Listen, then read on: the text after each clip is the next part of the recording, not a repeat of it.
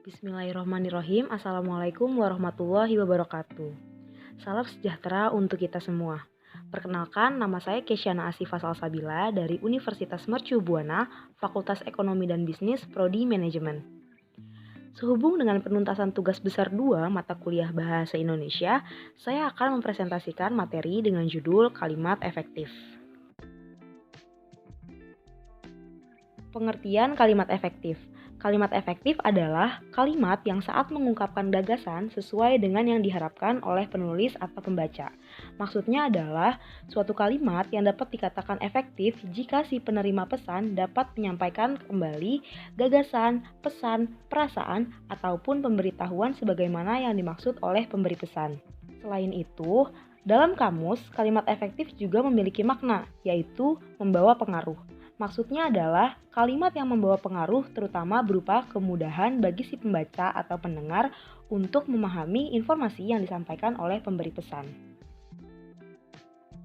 Beberapa definisi kalimat efektif menurut ahli bahasa. Di antaranya, yang pertama menurut Rahayu pada 2007, kalimat efektif adalah kalimat yang bukan hanya memenuhi syarat-syarat komunikatif, gramatikal, dan sintaksi saja, tetapi juga harus hidup, segar, mudah dipahami, serta sanggup menimbulkan daya khayal pada diri pembaca.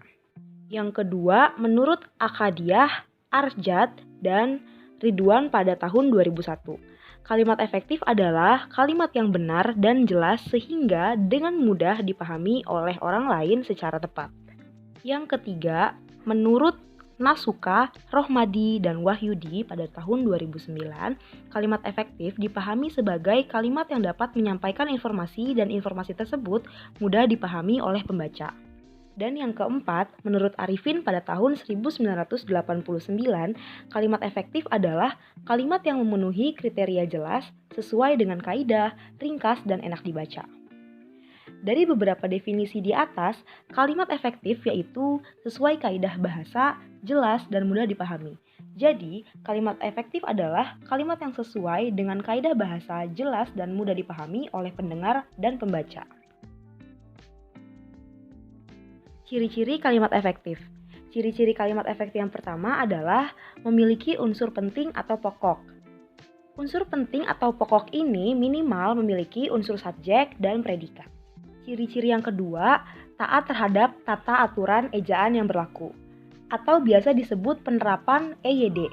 EYD ini adalah kaidah yang berisi aturan tata tulis bahasa Indonesia yang harus diikuti dalam penulisan, kecuali ada pertimbangan khusus seperti masalah hukum, nama, atau keilmuan. Contohnya, nama Soekarno dan Universitas Padjadjaran. Ciri-ciri yang ketiga, menggunakan diksi yang tepat.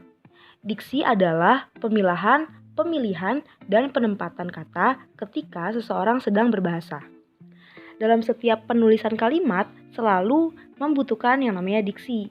Karena diksi ini tuh penting untuk merangkai kata, kesesuaian dalam kalimat, serta memberikan ekspresi pada kalimat penulis.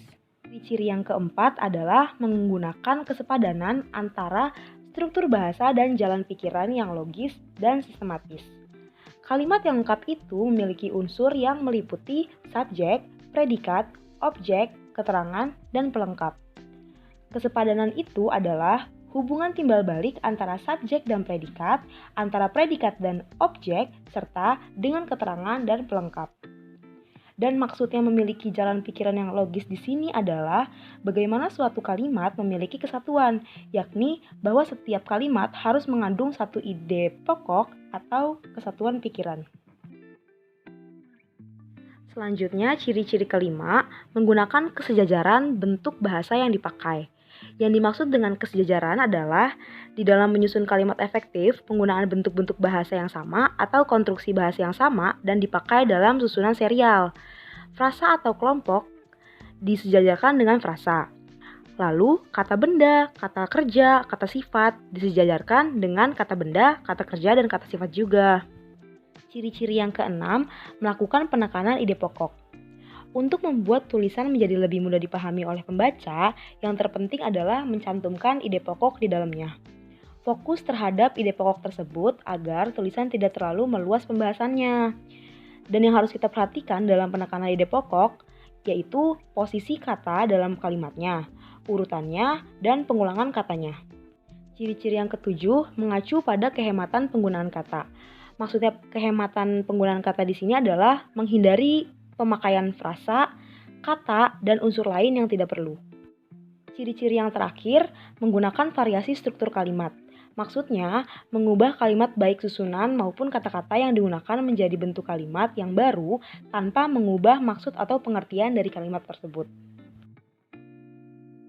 Selanjutnya, di sini saya akan menjelaskan tentang syarat kalimat efektif. Syarat kalimat efektif yang pertama, kesepadanan atau memuat unsur kalimat minimal subjek dan predikat. Seperti yang sudah saya jelaskan pada ciri-ciri kalimat efektif, pada kesepadanan ini struktur kalimat efektif harus mengandung unsur kalimat minimal subjek dan predikat. Subjek adalah bagian kalimat yang menunjukkan pelaku, tokoh, sosok, sesuatu hal sesuai masalah yang menjadi pangkal atau pokok pembicaraan. Sedangkan predikat adalah bagian kalimat yang memberitahu untuk melakukan apa atau dalam keadaan bagaimana si subjek itu. Sebagai contoh, Henry belajar di sekolah. Subjek kalimat tersebut adalah Henry. Kenapa Henry? Karena Henry merupakan tokoh di dalam kalimat tersebut. Sedangkan predikatnya adalah belajar. Karena belajar adalah sesuatu yang dilakukan oleh si Henry. Syarat yang kedua, kecermatan, penalaran, atau makna yang tepat. Kalimat efektif hanya memiliki satu makna, tidak ambigu ataupun menyimpang, maka perlu diperhatikan penggunaan kata atau diksinya. Seperti contoh, mahasiswa perguruan tinggi yang terkenal itu menerima hadiah. Pada kalimat ini, mungkin pembaca akan bingung, siapa yang terkenal, mahasiswanya atau perguruan tingginya. Maka dari itu, agar menjadi lebih efektif, kita bisa mengubahnya dengan salah satu dari dua contoh. Contoh pertama, mahasiswa terkenal itu menerima hadiah. Nah, kalimat ini digunakan jika yang terkenal adalah mahasiswanya. Maka, kata perguruan tinggi bisa dihilangkan karena mahasiswa sudah pasti berkuliah di perguruan tinggi, jadi tidak perlu disebut lagi. Contoh yang kedua, mahasiswa dari perguruan tinggi terkenal itu menerima hadiah. Kalimat ini digunakan jika yang terkenal adalah perguruan tingginya. Syarat ketiga, hemat kata. Dalam kalimat efektif, penggunaan kata, frasa, atau bentuk lain yang tidak diperlukan harus dihindari. Dan yang harus dihindari ini diantaranya, yang pertama, pengulangan subjek. Jika subjek dalam kalimat ini hanya satu, penyebutan tidak perlu diulang lagi. Contohnya, karena dia sakit, dia tidak masuk sekolah. Kata dia dalam kalimat hanya perlu disebut satu kali saja, jadi tidak perlu ada pengulangan. Contoh yang tepat adalah, karena sakit, dia tidak masuk sekolah. Hemat kata yang kedua, sinonim kata. Jika dalam sebuah kata terdapat dua kata yang memiliki arti sama, maka gunakan salah satu katanya saja.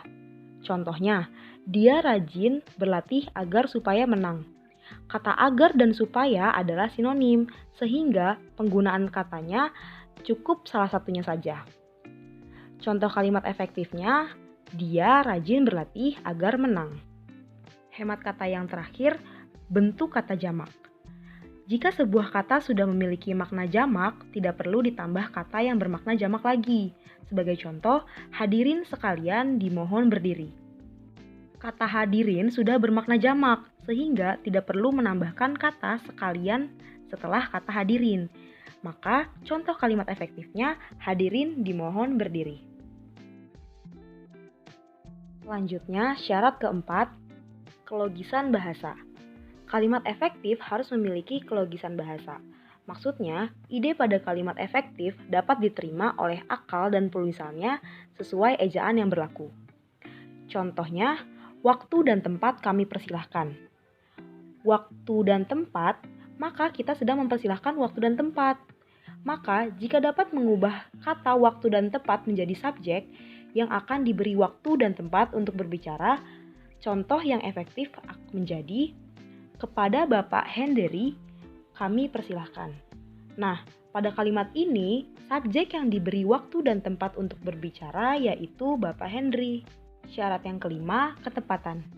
Informasi yang akan disampaikan dalam suatu kalimat itu harus sesuai dengan sasaran, jadi dibutuhkan ketelitian yang tinggi. Beberapa hal yang perlu diperhatikan untuk menciptakan ketepatan kalimat yaitu memakai kata yang tepat, kata yang berpasangan harus sesuai, dan harus menghindari peniadaan preposisi. Contohnya, jam tangan ayah yang antik itu dijual dengan harga murah. Maka, contoh efektifnya, jam tangan antik milik ayah itu dijual dengan harga murah. Syarat yang keenam, ketegasan.